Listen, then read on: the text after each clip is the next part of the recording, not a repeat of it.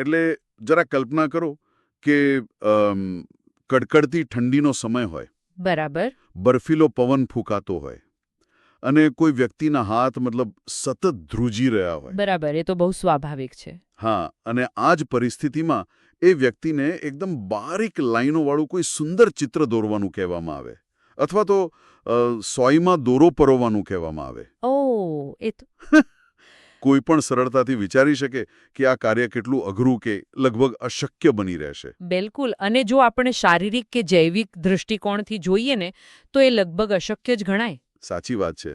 કારણ કે એવી સ્થિતિમાં આપણી આંગળીઓ સાવ જકડાઈ ગઈ હોય છે.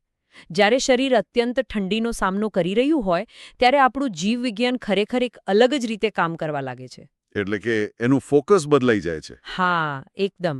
આખું શરીર માત્ર એક જ વસ્તુ પર ધ્યાન કેન્દ્રિત કરતું હોય છે. પોતાના મુખ્ય અંગોને બચાવવા માટે ગરમાવો શોધવાનો અને તેને ટકાવી રાખવાનો સતત પ્રયાસ ચાલતો હોય છે. અને જો એ જ સમયે કોઈ એમ કહે કે ના, તમારે અત્યારે જ આ જટિલ માનસિક કે શારીરિક કામ પૂરું કરવાનું છે, તો પરિણામ શું આવે? માત્ર હતાશા જ હાથ લાગે. બિલકુલ. ચિત્ર તો ન જ બને. શારીરિક અગવડતા અને પીડા વચ્ચે સર્જનાત્મકતા કે એકાગ્રતા લાવવી એ ખરેખર અશક્ય છે. હા, અને આ બાબત પાછળ એક બહુ મોટું મનોવૈજ્ઞાનિક અને જૈવિક કારણ છે. રસપ્રદ. જુઓ, જ્યારે માનવ શરીર સર્વાઇવલ મોડમાં હોય છે ને, એટલે કે ટકી રહેવાના પ્રયાસમાં હોય છે, ત્યારે ઉચ્ચ કક્ષાનું માનસિક કાર્ય કરવું એ મગજ માટે પ્રાથમિકતા રહેતું જ નથી. બરાબર. આપણે ગમે તેટલા પ્રયત્નો કરીએ પણ આપણું મગજ હંમેશા શારીરિક જરૂરિયાતો અને રક્ષણને જ સર્વોચ્ચ અગ્રતા આપે છે. અને આ જ સચોટ અને વાસ્તવિક ઉદાહરણ આપણને આજની આ વિસ્તૃત ચર્ચાના મૂળ સુધી લઈ જાય છે. સાચી વાત. કાગળ પર જોઈએ તો આપણી પાસે માહિતીના એક સ્ત્રોત તરીકે આજે એક સાધારણ લાગતો અહેવાલ છે. આ એક પ્રેસ નોટ છે. હા, મેં પણ વાંચી છે. આ અખબારી નોંધનું શીર્ષક છે warmth for learning, T Tech foundation's gift to Degam students. એટલે કે શિક્ષણ માટે હૂંફ, દેગમના વિદ્યાર્થીઓને ટી-ટેક ફાઉન્ડેશનની ભેટ. બરાબર. આ અહેવાલ દેગામની બીબી દેસાઈ હાઈસ્કૂલમાં થયેલા એક કાર્યક્રમ વિશેની માહિતી આપે છે. ઠીક છે, ચાલો આ બાબતને વિગતવાર સમજીએ. ચોક્કસ. કારણ કે આ અહેવાલ માત્ર એક કાર્યક્રમની રૂપરેખા નથી આપતો. હા, તો બીજું શું છે એમાં? તે શિક્ષણના એક અત્યંત પાયાના સિદ્ધાંત અને સામાજિક જવાબદારીના ઢાંચા તરફ એક બહુ મોટો ઇશારો કરે છે. અને આજની આ ઊંડાણપૂર્વકની ચર્ચાનો મારો મુખ્ય ઉદ્દેશ્ય પણ એ જ છે. આપણે એ સમજવાનો પ્રયાસ કરીશું કે કેવી રીતે કોર્પોરેટ સોશિયલ રિસ્પોન્સિબિલિટી, એટલે કે જે CSR હેઠળ કરવામાં આવતું કોઈ કાર્ય છે. હા, જે સામાજિક ઉત્તરદાયિત્વ કહેવાય છે. બિલકુલ. એ માત્ર એક ભૌતિક ભેટ બનીને નથી રહી જતું, પરંતુ તે શાળાના શૈક્ષણિક માહોલ, વિદ્યાર્થીઓના માનસિક સ્વાસ્થ્ય અને તેમના ભવિષ્ય પર કેટલી વ્યાપક અસર ઊભી કરે છે. બહુ સાચી વાત કરી. આપણી પાસે ઉપલબ્ધ માહિતી સ્પષ્ટ કરે છે કે અમદાવાદ સ્થિત ટી-ટેક ફાઉન્ડેશન દ્વારા ડેગામની બીબી દેસાઈ હાઈસ્કૂલના તમામ વિદ્યાર્થીઓને નિઃશુલ્ક સ્વેટરનું વિતરણ કરવામાં આવ્યું. અહીં સૌથી આકર્ષક બાબત એ છે કે આ સ્વેટર વિતરણ પાઠણનો જે હેતુ દર્શાવવામાં આવ્યો છે ને, તે બહુ ઊંડો છે. એટલે કઈ રીતે? તેમાં બહુ સ્પષ્ટ શબ્દોમાં ઉલ્લેખ છે કે ઠંડીના દિવસોમાં વિદ્યાર્થીઓ સ્વાસ્થ્યની જાળવણી સાથે નિરાંતે અભ્યાસ કરી શકે અને તેમને આરામદાયક માહોલ મળી રહે. ઓહ, બરાબર. આ વાક્યમાં જે નિરાંતે અભ્યાસ અને આરામદાયક માહોલ વાપરવામાં આવ્યા છે, એ બંને શબ્દો સીધા જ કોગ્નિટિવ લોડ એટલે કે જ્ઞાનાત્મક ભારના સિદ્ધાંત સાથે જોડાયેલા છે. હવે હું અહીં થોડો અલગ વિચાર રજૂ કરવા માંગુ છું. કદાચ એક વકીલની જેમ દલીલ કરવા માંગુ છું, જો તમારી પરવાનગી હોય તો. હા, ચોક્કસ, પૂછો ને. જુઓ, આપણે વર્ષોથી એવી પ્રેરણાદાયક વાર્તાઓ સાંભળતા આવ્યા છીએ કે મહાન લોકો સ્ટ્રીટ લાઇટ નીચે વાંચીને કે કડકડતી ઠંડીમાં ખુલ્લા પગે ચાલીને ભણ્યા છે. હા, એ તો બહુ સાંભળ્યું છે આપણે. તો શું ખરેખર ભૌતિક સુવિધાઓ કે શારીરિક આરામ એટલો બધો જરૂરી છે? આ બહુ જ વ્યાજબી સવાલ છે. મતલબ, શું સારા શિક્ષકો અને વિદ્યાર્થીની પોતાની ધગશ પૂરતી નથી? શું માત્ર એક સ્વેટર આપી દેવાથી શિક્ષણનું સ્તર ખરેખર ઊંચું આવી જાય? આ એક બહુ જ વાજબી અને વારંવાર પૂછાતો પ્રશ્ન છે અને આનો જવાબ બહુ જ સીધો છે. આપણે જેને અપવાદ કહીએ છીએ ને તેને ક્યારેય સિસ્ટમનો નિયમ ન બનાવી શકાય. બરાબર. એટલે અપવાદો પર આખી વ્યવસ્થા ન ચાલી શકે. બિલકુલ. ધગશ અને સારા શિક્ષકો ચોક્કસપણે જરૂરી છે, પણ આપણે માનવીય મગજની કાર્યપ્રણાલી પણ સમજવી પડશે. એટલે તમે પેલા જે કોગ્નિટિવ લોડની વાત કરી એ. હા, મગજ એક બેટરી જેવું છે. જ્યારે કોઈ વિદ્યાર્થી વર્ગખંડમાં બેઠો હોય અને તેનું શરીર ઠંડીથી ધ્રુજતું હોય ત્યારે તેના શરીરની 80% ઊર્જા માત્ર અને માત્ર શરીરનું તાપમાન જાળવી રાખવામાં વપરાઈ જાય છે. ઓ વાહ! એટલે કે તેની પાસે ગણિતના અઘરા દાખલા સમજવા કે વિજ્ઞાનના નિયમો યાદ રાખવા માટે માત્ર 20% જ ઊર્જા બચી હોય છે. બિલકુલ. આ તો એવી વાત થઈ કે જાણે કોઈ લેપટોપમાં માત્ર 2% બેટરી બચી હોય અને હા, અને તમે તેમાં કોઈ બહુ ભારે સોફ્ટવેર ચલાવવાનો પ્રયાસ કરતા હોવ. હા, તો લેપટોપ હેંગ થઈ જશે ને? એકદમ સચોટ સરખામણી. જ્યારે મગજ પાસે પૂરતી ઊર્જા ન હોય ત્યારે તે નવી માહિતી ગ્રહણ કરી જ શકતું નથી. બરાબર છે. આને જ શૈક્ષણિક ભાષામાં લર્નિંગ બેરિયર એટલે કે શીખવામાં આવતો અવરોધ કહેવાય છે. એટલે તમે એમ કહો છો કે આ સ્વેટર એ અવરોધ દૂર કરે છે? હા, ફાઉન્ડેશન દ્વારા પૂરા પાડવામાં આવેલા આ સ્વેટર માત્ર ઊનના કપડાં નથી, તે એક પ્રકારની ઢાલ છે. અરે વાહ, ઢાલ.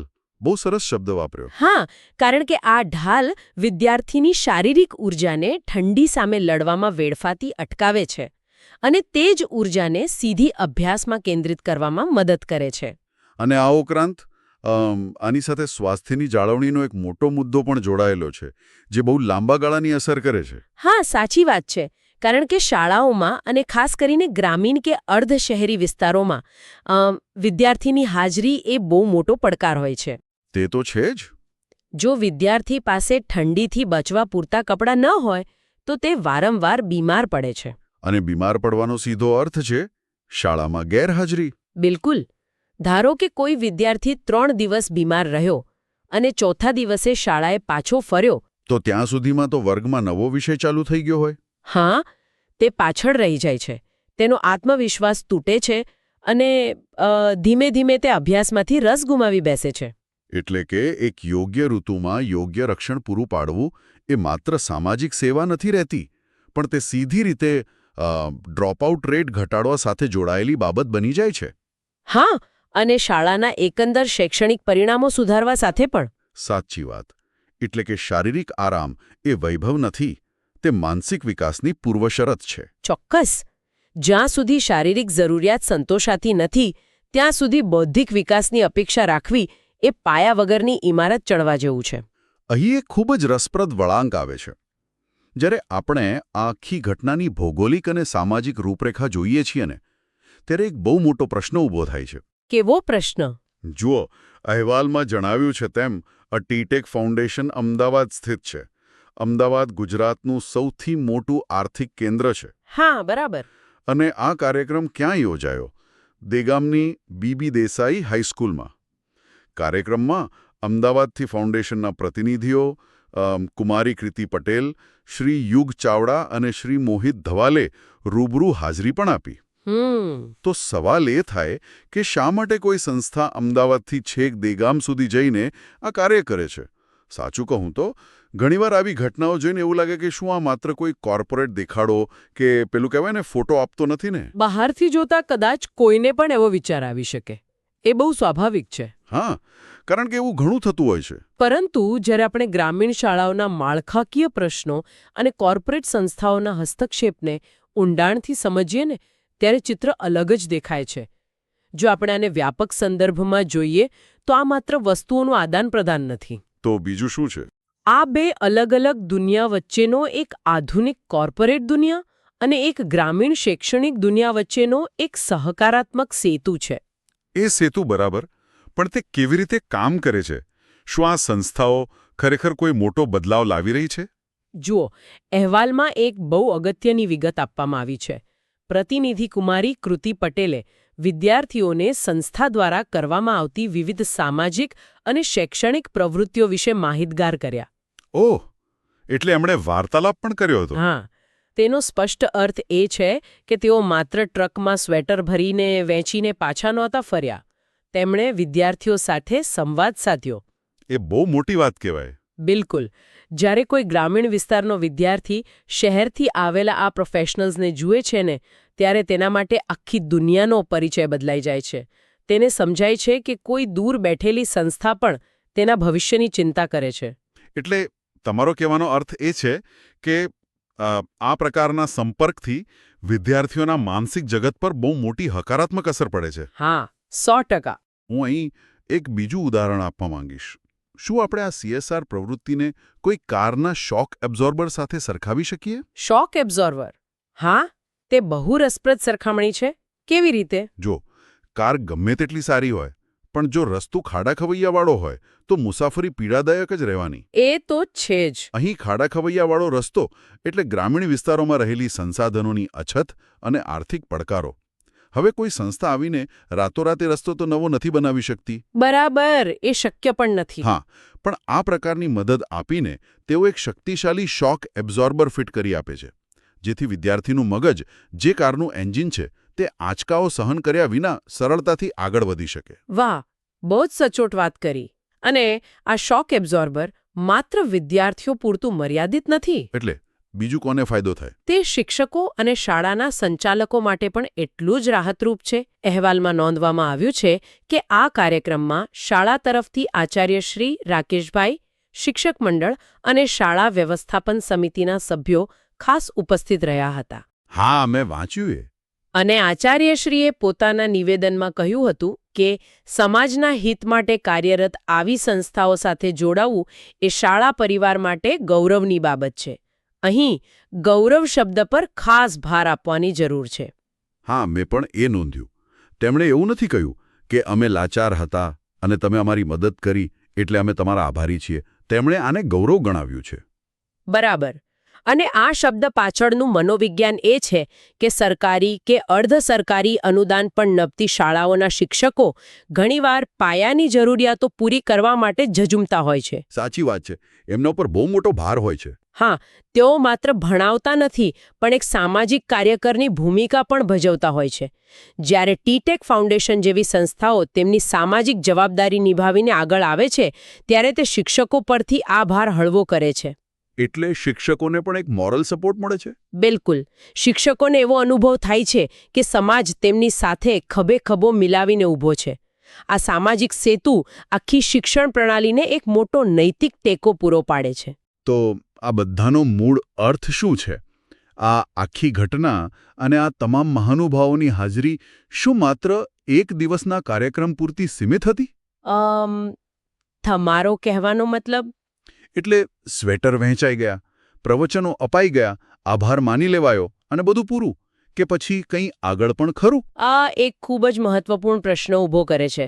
શું આવી નાની શરૂઆતો ભવિષ્યમાં મોટા શૈક્ષણિક સુધારા લાવી શકે છે કે કેમ? હા, એ જ મોટો સવાલ છે ને. અને તેનો જવાબ આપણને આ જ માહિતીના અંતિમ ભાગમાંથી મળે છે.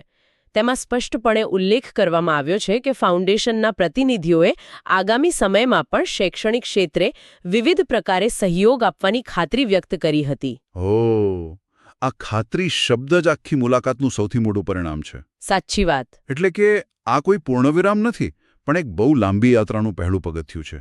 બિલકુલ. આ દર્શાવે છે કે આ મુલાકાત માત્ર એક ઔપચારિકતા નહોતી. જ્યારે ફાઉન્ડેશનના પ્રતિનિધિઓ શાળામાં ગયા હશે, ત્યારે તેમણે શાળાની વાસ્તવિક જરૂરિયાતો જોઈ હશે. અને વિદ્યાર્થીઓની ક્ષમતા પણ જોઈ હશે. હા, અને શિક્ષકોની નિષ્ઠા પણ જોઈ હશે. વિશ્વાસ ક્યારેય કોઈ એક કાગળ પર સહી કરવાથી નથી બંધાતો. બરાબર છે. તે આવી જમીની સ્તરની મુલાકાતોથી જ બંધાય છે. અને તેથી જ તેમણે ભવિષ્યમાં પણ સાથે મળીને કામ કરવાનો ઈરાદો વ્યક્ત કર્યો. આ ખાતરીએ ભવિષ્યના લાંબા ગાળાના સંબંધો અને શૈક્ષણિક વિકાસ માટે ખુલેલો એક નવો, વિશાળ દરવાજો છે. આપણે કલ્પના કરી શકીએ કે આની ભવિષ્યમાં કેવી અસર થઈ શકે. આજે જે સંબંધ એક સ્વેટરના વિતરણથી બંધાયો છે, તે કદાચ આવતીકાલે શાળાના પુસ્તકાલય માટે આધુનિક પુસ્તકો પૂરા પાડવા સુધી વિસ્તરી શકે. હા, કેમ નહીં? તે કોઈ સ્માર્ટ ક્લાસરૂમ કે કમ્પ્યુટર લેબ માટેની સહાય હોઈ શકે, અથવા તો વિદ્યાર્થીઓને ભવિષ્યની કારકિર્દી માટે માર્ગદર્શન આપતા વિશેષ સેમિનારનું આયોજન પણ હોઈ શકે. આ ભાગીદારીમાં શક્યતાઓ અપાર છે. અને એટલા માટે જ અહેવાલમાં જે છેલ્લે લખવામાં આવ્યું છે કે શાળા પરિવાર અને વ્યવસ્થાપન સમિતિ દ્વારા હૃદયપૂર્વક આભાર વ્યક્ત કરવામાં આવ્યો. હા, એ આભાર માત્ર એ દિવસના ભૌતિક સામાન પૂરતો મર્યાદિત નહોતો. તે આભાર આ વિશ્વાસ માટે હતો, તે ભવિષ્યના એ સહયોગ માટે હતો જેની મજબૂત આધારશિલા આ કાર્યક્રમમાં રખાઈ ગઈ. બહુ સરસ વાત કરી. જ્યારે ખાનગી સંસ્થાઓ લાંબા ગાળાના વિઝન સાથે શાળાઓ સાથે જોડાય છે ને, ત્યારે તેનું પરિણામ કોઈ એક વર્ષની પરીક્ષામાં નહીં પણ આખી પેઢીના નિર્માણમાં જોવા મળે છે. ખરેખર આ આખી ચર્ચા દરમિયાન આપણે જોયું કે કાગળ પર છપાયેલો એક નાનકડો અહેવાલ પોતાની અંદર કેટલા મોટા સામાજિક અને શૈક્ષણિક પરિવર્તનના બીજ છુપાવીને બેઠો હોય છે. બિલકુલ. જો આપણે આજના આ ઊંડાણપૂર્વકના અભ્યાસમાંથી મુખ્ય તારણો કાઢવા હોય તો આપણે એ ચોક્કસ કહી શકીએ કે દેગામની બીબી દેસાઈ હાઈસ્કૂલના વિદ્યાર્થીઓને મળેલું આ સામાન્ય દેખાતું સ્વેટર માત્ર કાપડનો ટુકડો નથી રહેતો. ના, જરાય નહીં. તે બહુ મોટું પ્રતીક બની જાય છે. તે વર્ગખંડમાં વિદ્યાર્થિનીની ખોવાયેલી એકાગ્રતા પાછી લાવવાનું પ્રતીક છે. તે બીમારીઓ સામે રક્ષણ આપતું એક શારીરિક સુરક્ષા કવચ છે અને સૌથી મોટી વાત, તે સામાજિક જવાબદારી અને ભવિષ્યના શૈક્ષણિક સહયોગનો એક મજબૂત પુરાવો છે. ખરેખર TISTE ફાઉન્ડેશન અને બીબી દેસાઈ હાઈસ્કૂલનો આ સહયોગાત્મક કાર્યક્રમ અન્ય કોર્પોરેટ સંસ્થાઓ અને શાળાઓ માટે એક ઉત્તમ ઉદાહરણ પૂરું પાડે છે. હા, એક રોલ મોડેલ બની શકે છે આ. તે આપણને એ શીખવે છે કે જ્યારે યોગ્ય સમય, યોગ્ય હેતુ સાથે અને યોગ્ય રીતે કોઈ સહયોગ આપવામાં આવે ત્યારે તે માળખાકીય રીતે કેટલો મોટો બદલાવ લાવી શકે છે. અને આ બદલાવની અસરો પેઢી દર પેઢી આગળ વધે છે. જ્યારે આ જ વિદ્યાર્થીઓ ભવિષ્યમાં મોટા થઈને સમાજનો એક સક્રિય હિસ્સો બનશે કે કોઈ કોર્પોરેટ સંસ્થામાં ઉચ્ચ હોદ્દા પર પહોંચશે, તો એમને આ બધું યાદ રહેશે, ખરું ને? બિલકુલ. તેઓ આ સામાજિક ઉત્તરદાયિત્વના પાઠને ક્યારે નહીં ભૂલે. તેઓ એ વાતને હૃદયથી સમજશે કે જ્યારે કોઈને ખરેખર જરૂર હોય ત્યારે મદદ માટે હાથ લંબાવવો, એક સેતુ બાંધવો, એ કેટલું મૂલ્યવાન છે. આ રીતે એક સાંકળ બને છે જે આખા સમાજને ઉપર ઉઠાવે છે. બહુ જ પ્રેરણાદાયક વાત છે આ. હવે જ્યારે આપણે આ વિસ્તૃત અને રસપ્રદ ચર્ચાના અંત તરફ પહોંચી રહ્યા છીએ ત્યારે મારા મનમાં એક બહુ ઊંડો અને વિચારવા જેવો પ્રશ્ન ઉદ્ભવે છે. કેવો પ્રશ્ન? આજે આપણે વિગતવાર સમજ્યા કે શારીરિક હૂંફ જેવી એક સાવ પાયાની લાગતી જરૂરિયાત સંતોષાવાથી વિદ્યાર્થીઓના શિક્ષણના અનુભવમાં અને તેમની ગ્રહણશક્તિમાં આટલો મોટો અને સકારાત્મક બદલાવ આવી શકે છે. હા, એ આપણે જોયું. તો પછી આની સાથે જોડાયેલો એક પ્રશ્ન એ થાય છે કે આપણી આસપાસના અનેક વર્ગખંડોમાં એવી બીજી કઈ અદૃશ્ય અડચણો છુપાયેલી હશે? આ ખરેખર દરેક જાગૃત નાગરિક અને શિક્ષણવિદ માટે એક બહુ જ પડકારજનક પ્રશ્ન છે. હા, એવી કઈ ભૌતિક, શારીરિક કે પર્યાવરણીય બાબતો હશે જે રોજેરોજ લાખો વિદ્યાર્થીઓના શિક્ષણને રોકી રહી છે, પરંતુ જેના પર ક્યારેય કોઈનું ધ્યાન જ જતું નથી? સાચી વાત છે. કદાચ તે વર્ગખંડમાં પૂરતા અજવાળા કે વેન્ટિલેશનનો અભાવ હોઈ શકે, અથવા તો પીવાના શુદ્ધ પાણીની વ્યવસ્થા કે પછી આસપાસના ટ્રાફિકનો સતત આવતો અવાજ પણ હોઈ શકે. હા, અને જ્યાં સુધી આપણે માત્ર પાઠ્યપુસ્તકો પર ધ્યાન કેન્દ્રિત કરવાને બદલે આ અદૃશ્ય શારીરિક અડચણોને ઓળખીશું નહીં, બરાબર, અને તેને દૂર કરવા માટે ટીટેક ફાઉન્ડેશન જેવા સકારાત્મક અને નક્કર પગલાં નહીં લઈએ, ત્યાં સુધી શિક્ષણનું સાચું લક્ષ્ય સિદ્ધ કરવું કઠિન જ રહેશે. અને આ જ એ વિચાર પ્રેરક પ્રશ્ન છે જેની સાથે આજે આપણે આ ચર્ચાને અહીં વિરામ આપીશું. આપણે સૌએ આ દિશામાં વિચારવાની જરૂર છે. બિલકુલ. જ્યારે પણ કોઈ ધ્રુજતા હાથે કે અગવડતા સાથે કંઈક નવું શીખવાનો, લખવાનો કે પોતાના સપનાઓને આકાર આપવાનો પ્રયાસ કરતો દેખાય ને, ત્યારે યાદ રાખવું કે કેટલીકવાર શ્રેષ્ઠ શિક્ષણ અને વિકાસની શરૂઆત કોઈ મોટા સિદ્ધાંતો કે આધુનિક ટેકનોલોજીથી નથી થતી. તો શેનાથી થાય છે? તે માત્ર થોડીક માનવતાભરી હૂંફ અને સાચી સમજણથી થતી હોય છે. બસ આ જ વિચાર સાથે ફરી મળીશું એક નવા વિષય અને નવા ઊંડાણપૂર્વકના અભ્યાસ સાથે. આવજો.